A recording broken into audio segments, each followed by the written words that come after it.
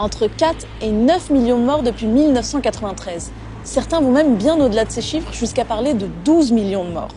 Un génocide incontestable selon l'ONU et pourtant un génocide dont certains n'ont probablement jamais entendu parler. C'est le conflit le plus meurtrier après la Seconde Guerre mondiale. Et ça, ce sont les Nations Unies qui le disent. Alors pourquoi on n'en parle pas? Simplement parce qu'il y a beaucoup trop d'intérêts en jeu. Le conflit du Congo est un conflit africain sur fond de velléité occidentale, notamment anglo-saxonne, des anglo-saxons qui voulaient faire main basse sur les richesses du Congo. Ces journalistes congolais s'interrogent à juste titre sur le traitement médiatique et politique du chaos que subit encore aujourd'hui le peuple congolais.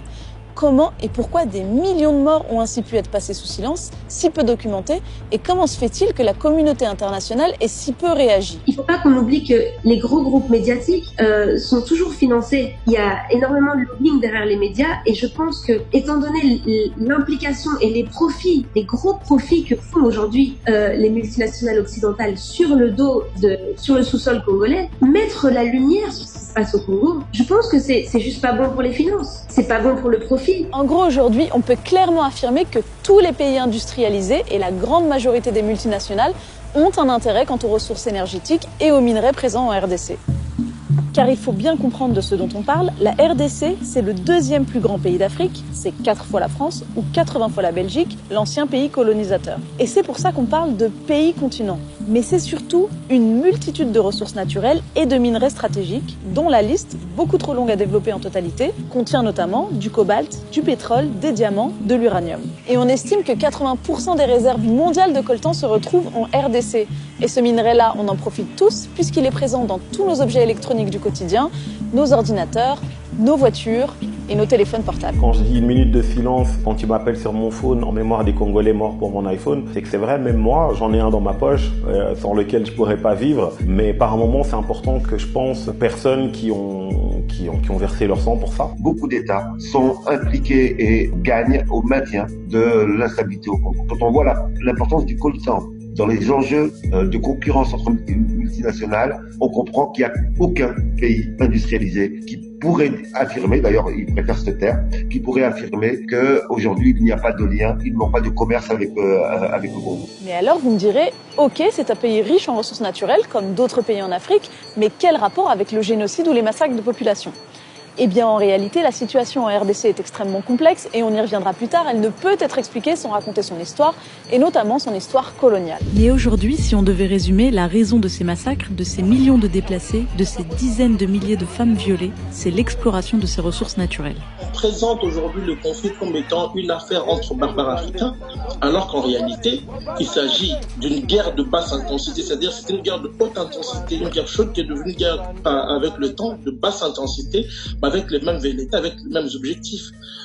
Terroriser la population congolaise, l'emmener à se déplacer et à céder des terres qui vont être occupées par des populations venues d'ailleurs, notamment du Rwanda, et des multinationales qui tiennent à faire main basse sur les richesses de cette partie du pays. Le chaos est quelque chose qui arrange. Le chaos est nécessaire pour que le pillage puisse perdurer. S'il y avait paix, est-ce qu'il serait possible de venir et de dire à des gens qui vivent quelque part, vos terres, là où vous cultivez, là où vous avez construit votre maison, est-ce que vous pouvez pas vous mettre juste à côté? Ben non, on peut pas. Si on trouve un endroit avec potentiellement du cobalt, de l'or, du diamant, que sais-je, de l'uranium, et qu'il y a une population qui vit sur ce territoire-là, je pense qu'il est plus intéressant de financer un groupe rebelle pour faire massacrer le village que tout le monde s'en fout, plutôt que de leur demander gentiment de partir. En gros, il y a 80 millions d'habitants en RDC. Il y a des gens qui vivent dans ces zones riches en ressources naturelles dont le monde a besoin, et pour explorer ces ressources, il faut chasser ces populations. Comme c'est le cas par exemple à l'est du pays, dans le nord Kivu et dans le sud Kivu, des zones très riches en coltan. Ce qui se passe à l'est du pays, donc nord Kivu, sud Kivu, ce sont des massacres, ce sont des viols avec extrême violence. On viole des femmes à l'est du Congo, et après les avoir violées parfois, on va enfoncer des baïonnettes, parfois on va tirer dans l'organe génital de ces femmes-là. Il y a quelque chose qui dépasse l'entendement. C'est notamment contre ces viols-là que se bat le docteur Mukwege, prix Nobel de la paix en 2018, qui dénonce depuis des années l'usage du viol comme arme de guerre. Mais lorsque vous violez une femme avec extrême violence, vous détruisez totalement la famille, vous détruisez la vision que le mari a sur sa femme, vous détruisez les enfants qui ont souvent assisté au viol. Pour certains, se sont aussi fait violer parce qu'on a des enfants de 6 mois qui arrivent à l'hôpital de Panzi, à l'hôpital de Dr Mukwege. Et en fait, on se rend compte que ce génocide qui est passé sous silence utilise le vagin de nos mamans comme un champ de bataille. C'est réel, c'est-à-dire que en faisant ça, c'est pas seulement déstructurer la société et la déstabiliser pendant 3 mois ou pendant 1 an, c'est toute une vie. Des atrocités qui dépassent l'entendement et qui rappellent le génocide et les violences subies par le pays voisin, le Rwanda. Et c'est là un autre point de départ du génocide congolais. En 1994, des millions de Rwandais Hutus, dont de nombreux génocidaires chassés du Rwanda, se réfugient en RDC.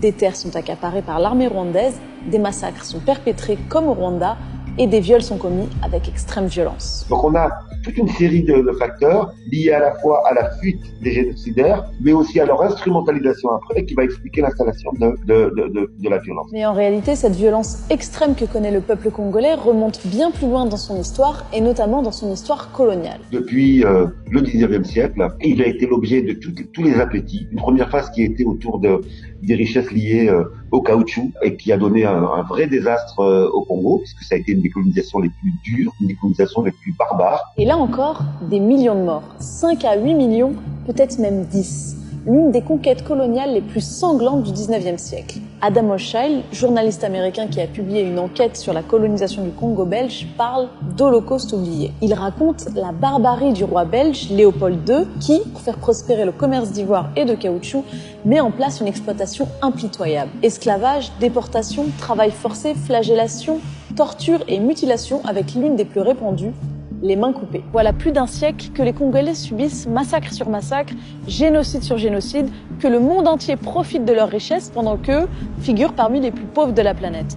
Et aujourd'hui encore, la situation chaotique dans laquelle tentent de survivre certaines populations congolaises est la conséquence directe de nos modes de vie. C'est à cause de ça ce qui est en train de se passer au Congo. Les gens sont massacrés pour cette course au profit. Tant que dans ce monde, l'argent passera avant l'humain, je ne vois pas comment est-ce que les choses pourraient changer.